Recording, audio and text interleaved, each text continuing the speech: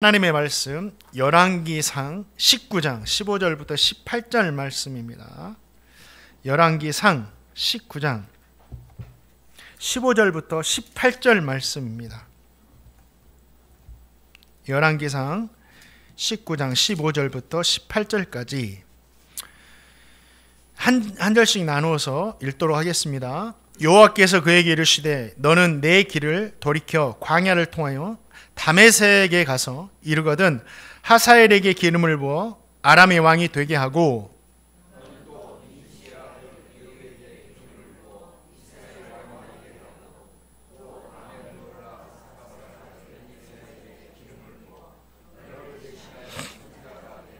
하사엘의 칼을 피하는 자를 예후가 죽일 것이요 예후의 칼을 피하는 자를 엘리사가 죽이리라.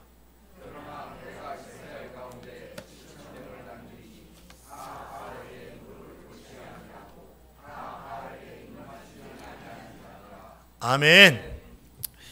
큰 능력을 행하는 사람에게도, 큰 능력을 가지고 있는 사람에게도 낙심할 때가 있습니다. 왜 이런 일들이 일어났는가? 갈멜산에서 큰 승리를 거두었던 엘리야도 자신을 죽이겠다고 하는 이세벨의 유업 앞에서 도망치면서 광야에서 얼마나 어려웠으면 하나님께 하소연하듯이 하나님 이제 죽고 싶다고, 지금 나의 목숨을 거두어 달라고 이렇게 기도를 드립니다. 얼마나 힘들었으면 차라리 나 죽는 것이 더 낫겠다고, 지금 사는 것보다 죽는 것이 더 낫겠다고 이렇게 엘리야가 기도를 했다라는 거죠. 그런데 하나님은 그런 엘리야에게 뭐라고 하십니까? 왜 이렇게 믿음이 없느냐? 왜 이렇게 견디지 못하느냐? 그렇게 책망하지 않으시고 아무 말하지 않고 그를 먹이시고 입히시면서 회복시켜 주시고 다시 한번 그에게 사명을 주시죠.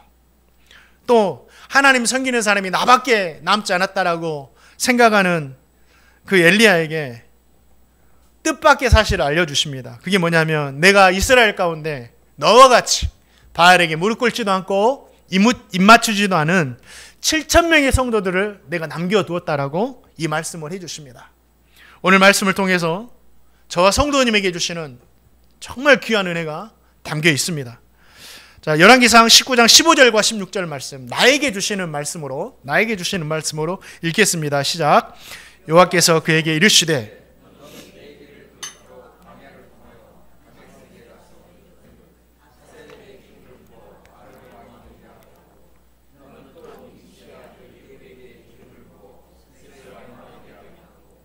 아벨 무올라 사밧의 아들 엘리사에게 기름을 부어 너를 대신하여 선지자가 되게 하라. 엘리야는 아하방 시대의 선지자였습니다. 그 아하방 시대는 바알과 아세라 우상 숭배가 극에 달한 완전히 영적인 암흑기와 같은 그런 시대였어요. 이 바알이라는 이름이 어떤 뜻이냐면 주인, 지배자, 남편이라는 뜻이에요. 그러니까 그 이스라엘 백성들도 바알을 섬기면서 바알을 주인으로 또 지배자로 자신들의 남편과 같이 이렇게 섬겼다라는 거죠. 바알을 그들은 풍요의 신으로, 비를 내려주시는 신으로, 번개의 신으로, 농사의 신으로 여기면서 섬겼습니다. 아세라는 다산의 여신입니다. 자녀들 많이 낳게 하는 다산의 여신. 보통 바알의 아내로 여겨졌습니다. 그래서 바알 숭배를 할 때 아세라 숭배도 같이 행해졌습니다. 북왕국 이스라엘 왕이었던 아합은 바알을 위해서 신전을 세웁니다. 그의 아내 이세벨은 바알 선지자 450명, 아세라 선지자 400명을 적극적으로 후원하면서 하나님의 선지자들을 죽입니다. 제거를 해요. 그러한 시대에 엘리야가 우상 숭배로 가득 찬 아합 왕 앞에서 담대하게 하나님의 말씀을 선포하는 거예요.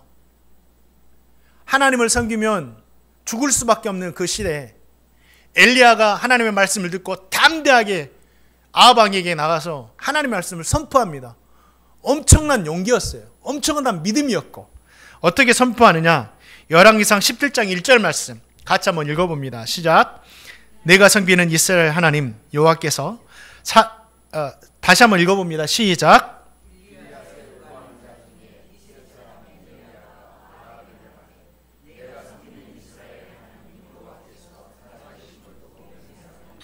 내 말이 없으면 수년 동안 비도 이슬도 있지 아니하리라.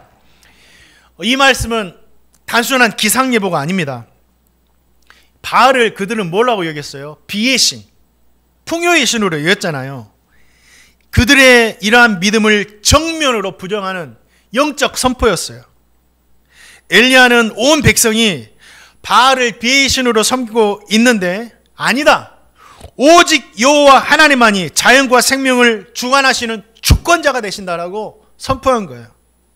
그리고 누가 참 신인지, 바알이 참 신인지, 여호와 하나님이 참 신인지를 놓고 왕과 백성들을 다 불러놓은 다음에 대결을 합니다.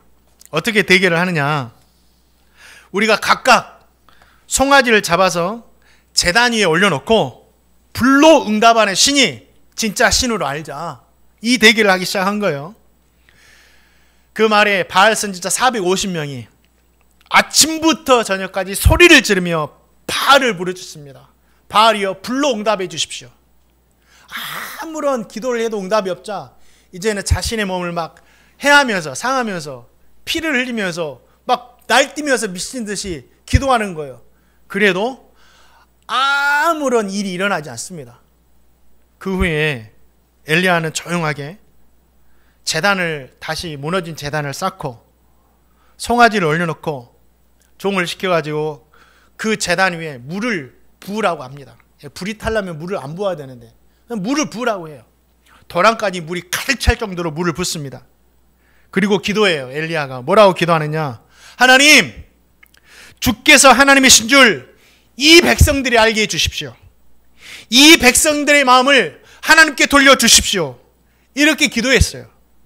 그 기도가 끝나자 하늘에서 불이 내려와가지고 번제와 번제물과 나무와 돌과 흙과 도랑에 있는 물까지 완전히 다 태워버렸습니다. 그 순간 백성들이 어떻게 했을까요? 땅에 엎드려가지고 여호와 그는 하나님이시다, 여호와 그는 하나님이시다라고 고백을 하는 거예요. 이 사건은 단순한 기적이 아니라 이스라엘 백성들의 마음을 다시 하나님께로 돌려드리는 회복의 사건이었습니다. 하나님은 살아계셨고 우상은 아무 힘도 없다는 것을 분명히 증명하는 사건이 되었다라는 거죠. 엘리야는 그 후에 바알 선지자들을 다 제거합니다. 그 후에 하늘에서 비가 내리죠. 엘리야는 하나님께 기도하기 전에 백성들에게 이런 말을 했어요. 불이 내려오기 전에 너희가 어느 때까지 머뭇머뭇하려느냐? 여호와가 참 하나님이면 그를 따르고 바알이 참 하나님이면 그를 따라야 된다. 양다리 걸치지 말아라. 그리고 나서 하늘에서 불이 내려와서 하나님이 참 신임을 증거하잖아요. 그리고 백성들의 마음을 하나님께 돌이키잖아요. 사랑하는 성도님들, 이 말씀 우리에게 도전 주는 거예요. 이 시대에도 우리 성도님들도 머뭇머뭇할 때가 있어요. 세상과 하나님 사이에서. 너희가 세상과 하나님 사이에서 언제까지 머뭇머뭇하려느냐? 또 우상과 하나님 사이에서 머뭇거리는 분들도 있습니다. 너희가 우상과 하나님 사이에서 어느 때까지 머뭇하려느냐? 이걸 우리에게 도전 주고 있는 거예요. 사랑하는 성도님들, 성경은 말씀합니다. 우리가 믿고 섬겨야 하는 신은 온 우주 만물을 창조하시고 주관하시는 여호와 하나님 한 분뿐이시다. 세상에 다른 신은 없습니다. 세상이 우리에게 믿음 줄 것도 없습니다. 오직 하나님 한 분이시다. 사랑하는 성도님 모두가 이 믿음에 서시기, 이 말씀을 통해서 이 믿음에 서시기를 주님의 이름으로 축원드립니다.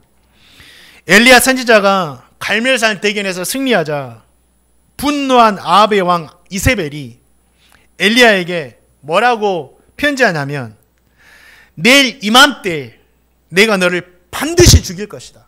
이세벨은 그 전에도 여호와의 선지자들을 많이 죽였거든요. 진짜 너를 죽일 것이다. 이 말을 들은 엘리야가 두려웠어요. 그래서 도망칩니다. 유대 땅 브엘세바까지 저 아래까지 내려가요. 엘리야는 광야 한복판에 있는 로뎀 나무 아래에 쓰러져 가지고 하나님께 기도합니다. 뭐라고 기도했느냐? 나 죽여달라고. 자, 열왕기상 19장 4절 말씀 같이 한번 읽어봅니다. 시작. 자기 자신은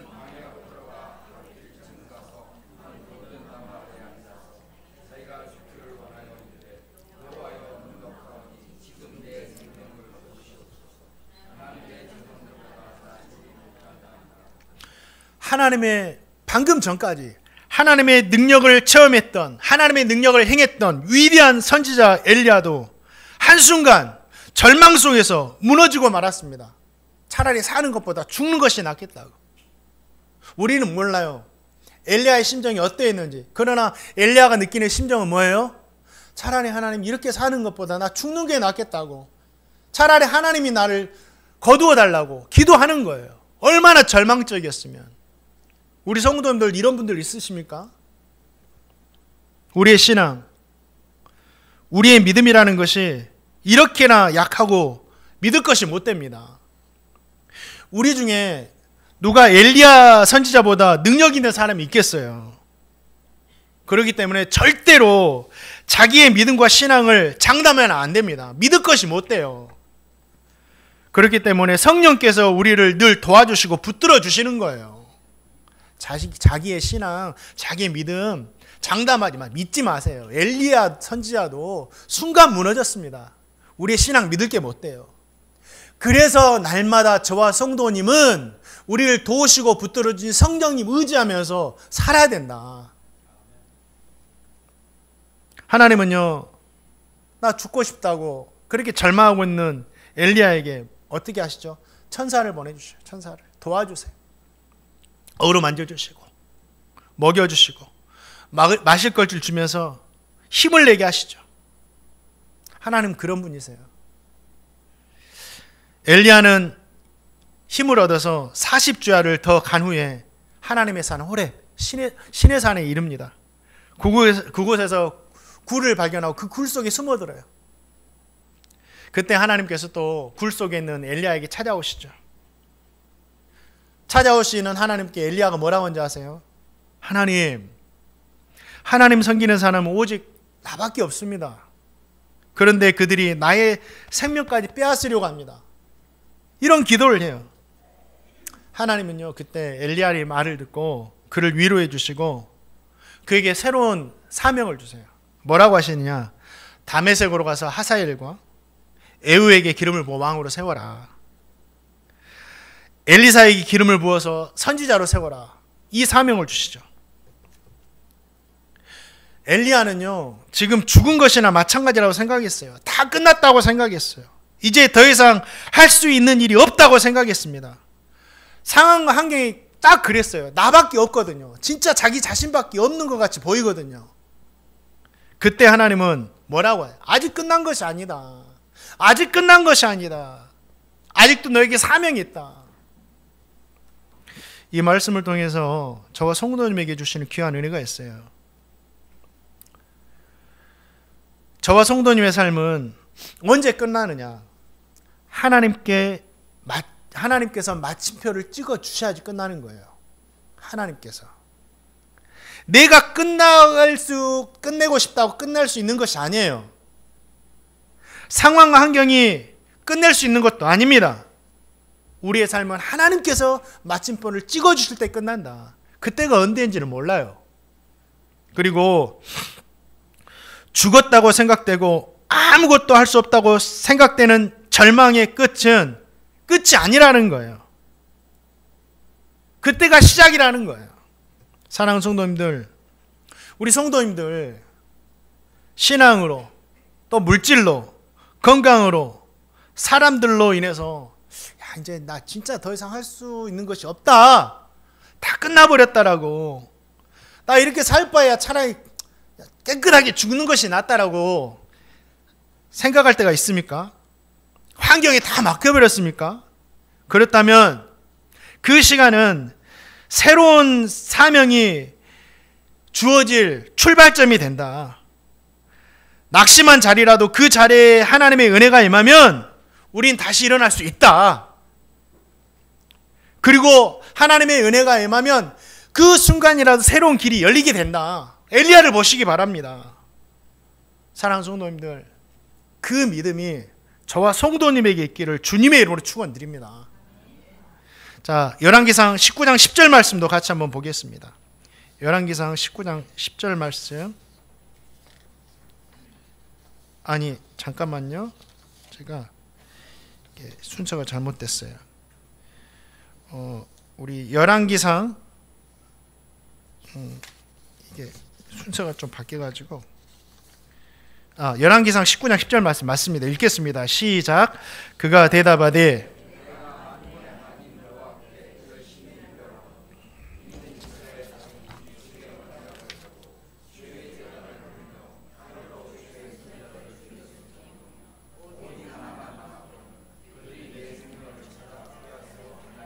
아멘.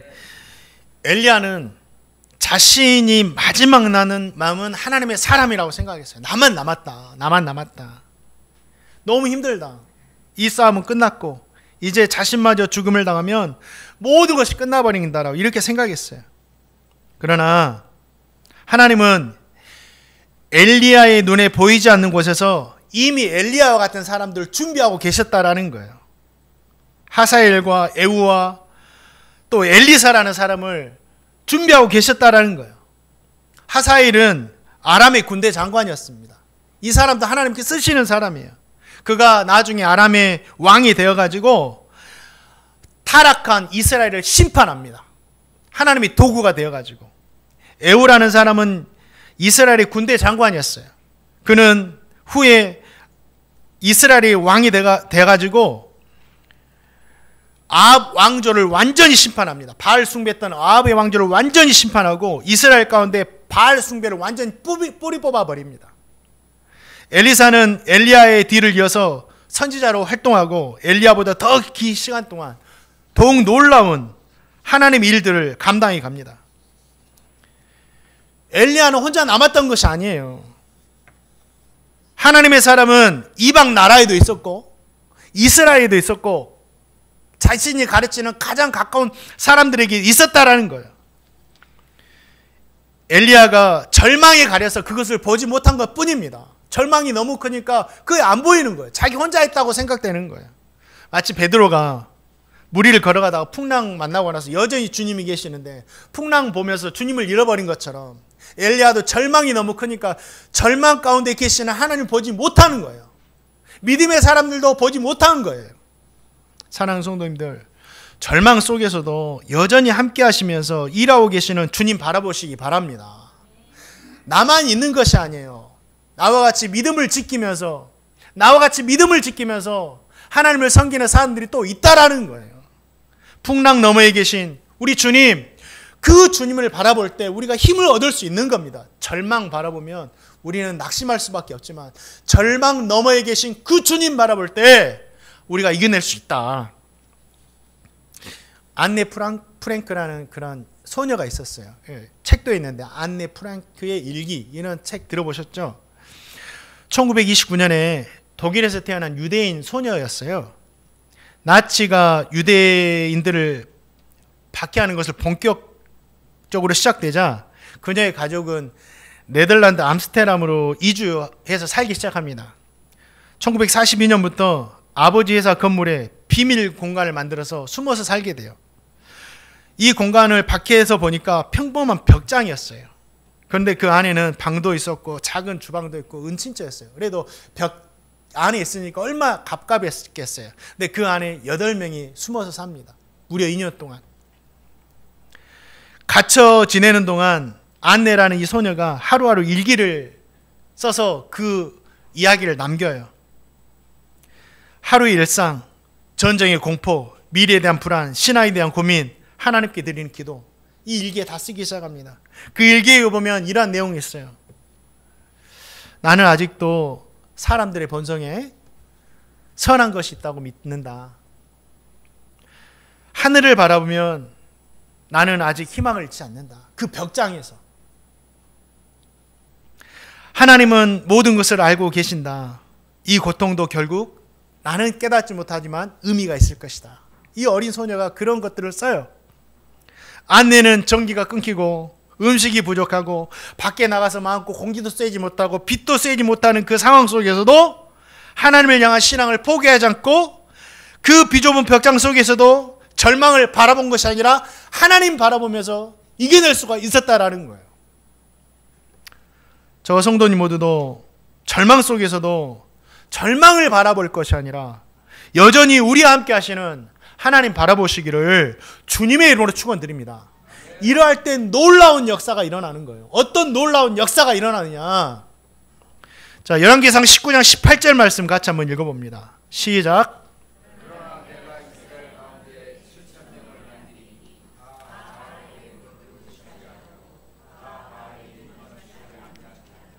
아멘. 하나님은 자기 혼자만 남았다고 생각하면서 절망하고 있던 엘리야에게 사명을 주시면서 깜짝 놀랄 만한 한 가지 사실을 말씀하시죠. 너와 같이 바알에게 무릎 꿇지 않고 입 맞추지도 않고 오직 하나님을 경유하는 7,000명의 성도들을 내가 남겨두었다. 엘리야와 같은 7,000명의 성도들이 있었다라는 거예요. 7,000명의 성도들의 이름이 누구인지 기록되어 있지 않습니다. 그들이 어떤 직업을 가졌는지, 어떤 직분을 가졌는지, 어떻게 살았는지 아무것도 기록되지 않아요. 그러나 한 가지 기록된 게 뭐예요? 그들은 바알에게 충성하지도 않고 섬기지도 않고 오직 하나님만 섬겼다는 그 신앙 한 개만 남깁니다. 그 신앙을 하나님께서 엘리야처럼 기억한 거예요. 엘리야나 7,000명의 성도나 하나님은 똑같이 보신 거예요. 그들도 엘리야처럼 하나님을 믿으면 죽을 수밖에 없는 그 시대 가운데 끝까지 엘리야와 같이 믿음을 지켰다라는 거예요. 사랑하는 성도님들, 그들이 남은 자입니다. 하나님은 바알 숭배가 극심했던 엘리야 시대에도 오직 하나님만 섬기는 7,000명의 성도들을 남겨두셨습니다. 그들은 시대의 풍조에 휩쓸리지 않았어요.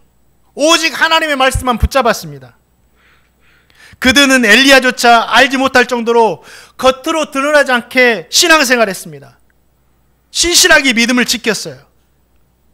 모두가 바알과 아세라에게 무릎을 꿇을 때도 그들은 오직 하나님만 섬겼습니다. 이러한 남은 자는 엘리야 시대에만 있었던 것이 아니에요. 어느 시대에나 있었어요. 온 세계가 죄악으로 관영한 노아 시대에 노아와 그 가족들이 남은 자였습니다. 다니엘과 세 친구들이 포로 기간 동안 남은 자였고, 에레미야와 극소수 회개한 성도들이 그 시대에 남아 있었고, 시므온, 안나, 세례요한 제자들이 남은 자로 있었고, 사도들과 스데반과 바울이 남은 자로 있었습니다. 종교 개혁 시대에는 마틴 루터가 있었고, 찌빙결리가 있었고, 칼빈이 있었고, 일제강점기에는 주기철 목사님이 있어서 성향용 목사님이 남은 자로 있었다라는 거예요. 지금 이 시대에도 세상의 풍조에 휩쓸리지 않고 말씀과 기도로 살아가는 성도님들이 남은 자라는 거예요. 사랑하는 성도님들, 저 성도님에게 주시는 도전이에요. 이 시대에 남은 자는 누구인가? 저 성도님이 바알에게 무릎 꿇지 않고 이름도 없이 빛도 없이 하나님을 섬겼지만 그러한 성도들, 그런 남은 자로 살아가시기를 주님의 이름으로 축원드립니다. 세상이 엘리야 시대처럼 하나님 섬기며 살기 힘든 상황에 처한다 할지라도 오직 하나님만 섬기는 진짜 이 시대의 남은 자로 살아가시기를 주님의 이름으로 축원드립니다. 그 남은 자는요, 가정에도 있어요. 우리 성도님들 가정에서 혼자 예수님 믿으세요? 많은 가족들 중에 우리 가족만 예수님 믿으세요? 그 사람이 남은 자예요. 직장에서 혼자 홀로 외롭게 신앙생활 하십니까? 다 하나님 믿는 것을 이상하게 바라보시나요? 그분이 남은 자입니다. 가정에서도 직장에서도 어디서도 끝까지 하나님께 대한 남은 자로 살아가시기를 주님의 이름으로 축원드립니다. 또 한 가지, 우리 성도님들 다 끝났다고 생각하지만 하나님 새롭게 시작하시잖아요. 놀라운 일들을 준비해 놓으셨고 이루어 가시잖아요. 우리 성도님들 그럴 거예요. 다 끝났다고 생각하지만 진짜 하나님께서 우리가 알지 못하는 엄청난 일들을 준비해 놓으실 것입니다. 교회에도, 가정에도, 일터에도, 우리의 삶에도. 그렇기 때문에 우리가 하나님 붙드는 거잖아요. 오늘 보세요. 엘리야 같은 일꾼들을 남겨놓으시고 함께 이스라엘을 세워갈 7,000명의 성도를 남겨놓으셔서 새로운 일들을 이루어 가시잖아요. 이러한 일들이 우리 교회도 있을 것이고 우리 성도님들 가정에도 있을 것이고 우리 성도님들의 직장과 하는 모든 삶에도 있을 것을 믿습니다. 그 믿음을 우리에게 주시는 거예요. 어렵게 보이죠. 힘들게 보이죠. 다 끝났다고 생각하죠. 이제 할 수 없다고 생각하죠. 그때 하나님 일하세요. 그때 하나님 일하신다. 기대하시고 소망 가지시기를 주님의 이름으로 축원드립니다. 또 마지막으로 이 말씀 드립니다. 우리 자녀들에 대한 말씀이에요. 7,000명의 남아있는 성도들은 하나님께서 인정하시는 성도들이었죠. 엘리야와 같다. 엘리야와 같은 성도들이었어요. 그들이 그런데 왕의 자리를 차지해서 엘리야와 같다고 말하지 않으셨어요. 너와 같다고 하지 않으셨어요. 총리가 되거나 사도들이 되어서 제사장이 되어서 하나님께서 그들의 신앙을 인정하시는 것이 아니에요. 왜 그들의 신앙을 인정하셨어요? 바알에게 충성하지 않고 숭배하지 않고 오직 하나님만 그 시대에 섬겼다라는 거예요. 다 바알과 아세라가 진짜 신이라고 할 때 아니야! 하나님이 참 신이야라고 섬겼다라는 거예요. 그 신앙입니다. 그 신앙이에요. 우리 자녀들에도 이 신앙을 가르쳐야 돼요. 이 신앙을. 우리 자녀들에게 우리가 말하잖아요. 요셉처럼 되어라. 다윗처럼 되어라. 그러잖아요. 모세처럼 되어라. 처럼 되어라 한 게 뭐예요? 요셉과 같이 총리가 되어라. 다윗처럼 왕이 되어라. 모세처럼 지도자가 되어라. 우리 이렇게 도전을 줘요. 영웅이 되라고. 이러면 성공한 거라고. 아니에요. 하나님은 그걸 우리에게 말씀하시는 것이 아니에요. 요셉처럼 되어라는 거 뭐예요? 요셉과 같이 하나님과 동행해라. 다윗처럼 하나님 사랑해라. 모세처럼 하나님께 순종해라. 엘리야처럼 마지막 남은 한 사람처럼 끝까지 하나님의 신앙을 지켜라. 이 신앙이 누구의 신앙이냐? 7,000명에 남아있는 성도들의 신앙이었어요. 우리 하나님은 우리에게 영웅이 되라고, 그것이 성공한 삶이라고 말씀하지 않으세요. 우리 자녀들에게도 말씀하지 않으십니다. 우리 주님이 십자가 지신 이유를 우리 총리 만들려고, 왕 만들려고, 선지자 만들려고 십자가 지신 것이 아니에요. 하나님 믿고 살아가라고, 끝까지 신앙 붙들고 살아가라고 우리 주님께서 우리에게 십자가 지신 겁니다. 그거면 돼요. 사랑하는 성도님들, 우리 자녀들을요, 끝까지 하나님 동행하며 살아라. 하나님 사랑하며 살아라. 하나님께 순종하며 살아라. 그거면 된다. 사람들이 네 이름 몰라줘도, 사람들이 너를 알아주지 못해도 하나님이 아시니까 그렇게 살아가면 된다. 그것이 성공한 사람이다. 그 사람을 하나님께서 인도하시는 겁니다. 사랑하는 성도님들, 하나님은 저와 성도님에게도 영웅이 되라고 요구하지 않으셨어요. 영웅 만들려고 십자가 지시도 않으셨고, 뭔가 큰 것을 해야지 하나님께 뭐 했다라고 생각하지 마세요. 하나님, 제가 하나님께 뭔가 크게 해야 되는데 지금 어려워서 뭔가 크게 해야 되는데, 하나님 내 처지가 이래서 그걸 못 드려서 정말 죄송합니다. 아니요, 하나님 그걸 원하시지 않아요. 하면 좋겠죠. 상황이 돼서 하면 좋겠죠. 그걸 원하시는 것이 아니에요.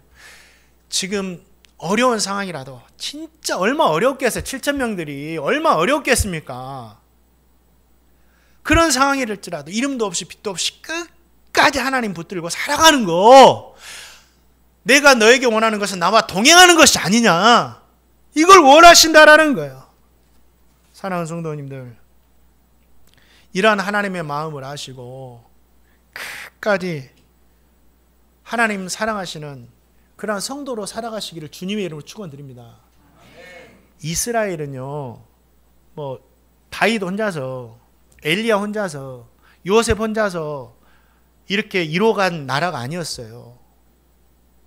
성도들이 있었기 때문에, 평범한 이스라엘 백성들, 그 중에서도 하나님을 섬기는 평범한 이스라엘 백성들이 있었기 때문에 그 나라가 견고하게 세워질 수 있었던 겁니다. 우리 성도님들 아시는 분도 있고, 어른 김장하라는 분이 있죠. 어른 김장하라는. 이분의 프로필을 좀 궁금해서 찾아봐서 프로필을 보니까 종교에 개신교라고 나와 있더라고. 개신교는 기독교거든요. 그래서 이분도 예수님 믿는 분이 있구나 알게 된 거죠. 이 젊은 시절 한약방을 해가지고 큰 돈을 버셨죠. 그런데 이분 마음 안에 든 게 뭐냐면, 아픈 사람에게 약을 팔아서 번 돈인데, 이 사람들이 아파서 이렇게 내가 돈인데 이걸 가지고 함부로 쓰면 안 되겠다. 좋은 일에 사용했다. 그 생각을 가졌어요. 그리고 이분이 교육에 투자하기 시작합니다. 그 당시 엄청 오래된 시간이에요. 그 당시 학교를 이렇게 세우고 그 당시 시세로 한 100억 정도 되는 돈을 그냥 아무 조건 없이 시에 환원을 합니다. 그래서 돈이 없어서 공부 못하는 학생들 선발해가지고 그냥 이유도 없이 그냥 묻지도 않아요. 중학생, 고등학생, 대학교까지 수많은 아이들에게 약을 한약방을 해서 약을 팔아가지고 돈을 벌어가지고 그 아이들에게 수없이 많은 아이들에게 장학금을 이렇게 장학진단을 해서 장학금을 다 줍니다. 그 장학금을 받고 공부하는 사람 중에 판사도 나오고 의사도 나오고 교수도 나오고 박사도 나오고 선생님도 나오고 많은 훌륭한 사람들이 나와요. 그런데 어느 날 그 장학금으로 공부한 분 중에 정말 평범한 분이 이 선생님을 찾아가요. 그러면서 어떤 말을 하냐면, 저는 선생님에게 장학금 받았음에도 불구하고 훌륭한 사람, 큰 인물이 되지 못해서 참 죄송하다고, 제가 참 큰 인물이 됐어야 되는데, 이런 말을 해요. 그러니까 그 어르신이 뭐라고 하냐면, 나는 큰 인물 되라고 장학금 주는 거 아니야. 세상은 평범한 사람들이 지탱하는 것이다. 세상 평범한 사람들이 지탱하는 것이다. 참 저는 그 말에 신선한 충격을 받았습니다. 그래요. 성경 말씀과도 같아요. 영웅과 같은 엘리야 선지자의 신앙만으로 이스라엘이 지탱했던 것이 아니에요. 자기 혼자 남았다고 생각했지만 아니에요. 7,000명의 기도하는 성도들이 있었다라는 거예요. 평범하지만 엘리야 못지않게 너와 같이 엘리야 못지않게 하나님 섬겼던 이름 모를 7,000명의 평범한 성도들로 인해서 이스라엘이 멸망하지 않고 계속해서 여호와의 신앙을 지키면서 예수님 오실 때까지 유지되었다라는 겁니다. 우리 교회도 마찬가지예요. 저 혼자 하는 것이 아니라 우리 성도님들이 더 중요한 겁니다. 사람들이 알아주지 않아도 돼요. 사람들이 이름을 몰라도 돼요. 우리가 큰 업적을 이루지 않아도 됩니다. 하나님은 그걸 보시는 것이 아니기 때문에. 하나님 뭘 보세요? 오직 하나님만 섬기는 거. 그 신앙이면 되는 거예요. 끝까지. 사랑하는 성도님들, 우리 성도님을 모두가 끝까지 하나님만 섬기는 평범하지만 믿음 좋은 성도로 살아가시기를 주님의 이름으로 축원드립니다. 우리 옆에 있는 성도들과 한번 인사할까요? 하나님 다 기억하십니다. 이렇게 인사하겠습니다. 시작. 하나님 다. 한 가지 더요. 하나님 다 알고 계십니다. 이게 무서운 말이에요. 무서운 말. 내가 착한 일 했으면 하나님 다 알고 계시죠. 말씀을 맺습니다. 낙심할 수 있어요. 사람 다 저도 낙심할 때 있어요. 그러나 하나님은 포기하지 않으신다. 하나님은 그 시간 우리가 알지 못하는 엄청난 일을 준비하고 계시고 그 일을 우리를 통해서 이루어 가신다. 저는 우리의 말씀을 통해서 우리 교회, 우리 성도의 소망을 선포하는 겁니다. 말씀을 통해서 이 소망 가지시기 바랍니다. 끝이 아니에요. 또 어쩌면 이 시대도 엘리야 시대와 같이 믿음 생활하기 힘든 시대입니다. 막 우리가 누군가가 고통을 주고 엘리야 시대처럼 생명을 위협해서 우리가 신앙 생활하기 힘든 것이 아니라 반대가 됐어요. 너무 많은 물질과 너무 많은 종교적인 자유와 너무 많은 물질 문명의 발전 때문에 진짜 하나님 섬기며 믿고 살기 어려운 시대가 되어버렸어요. 이 물질 문명이 얼마나 발전했는지. 우리가 이제 핸드폰을 다 사용하잖아요. 이게 이제 스티븐 잡스가 이렇게 해가지고 여기에 컴퓨터도 들어가고 처음에 핸드폰도 들어가고 또 한 가지 더 들어가고 해가지고 이걸 이게 개발하잖아. 완전 획기적인 거였어요. 근데 어떤 분이 그러더라고. 괴물을 발견했다고. 괴물을 발명하다고. 전 세계 국민들이 이 핸드폰이라는 수갑에 채워져 가지고 살고 있다고. 한편으로는 맞는 것 같아요. 우리의 신앙을 방해하는 것은 생명을 위협하는 그러한 어려움이 아니에요. 너무 발전된 이 물질 문명과 너무 많은 종교적인 자유와 부유함들이 우리의 신앙을 방해하고 있는 겁니다. 세상에 너무 좋은 것들이 많으니까.